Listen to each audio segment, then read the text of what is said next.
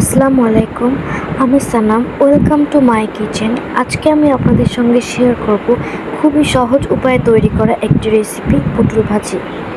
তো প্রথমেই আমি তেলটা ভালোভাবে গরম করে পেঁয়াজ মরিচটা হালকা ভেজে নেব।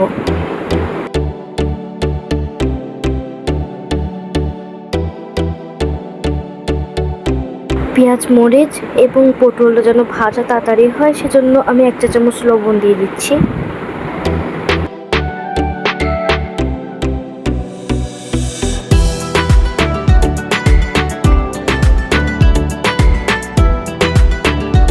নাড়িয়ে চাড়িয়ে হালকা ভাজা হয়ে যাওয়ার পর পটলগুলো আমি সব কড়াইতে দিয়ে দেব। এবারে 1 চা চামচ হলুদ গুঁড়ো দিয়ে ভালোভাবে নাড়িয়ে চাড়িয়ে ভেজে নেব।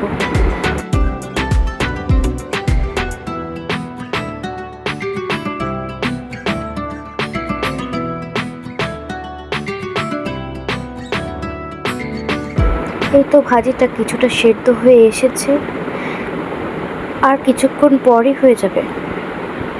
এই ভাজিটা তৈরি করতে তেমন কোনো সময় লাগে না, 5 মিনিটেই তৈরি হয়ে যায়, আর খেতেও খুবই মজার। অল্প একটু পটল ভাজি দিয়েই পুরো 1 প্লেট ভাত খেয়ে নেওয়া যায়। এই তো পটল ভাজিটা একদম ভালোভাবে ভাজা হয়ে গেছে।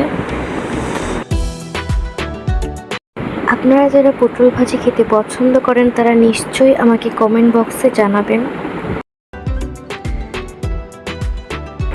এবারে আমি ভালোভাবে নাড়িয়ে ভাজিটা পরিবেশন করব। এটা আমার আর আমার আম্মুর নতুন ইউটিউব চ্যানেল। আশা করছি সবাই আমাদের সাপোর্ট করবেন এবং আমাদের সঙ্গে থাকবেন। আর প্রতিদিন নতুন নতুন রান্নার ভিডিও পেতে আপনারা আমাদের চ্যানেলটা সাবস্ক্রাইব করে রাখবেন। আল্লাহ হাফেজ।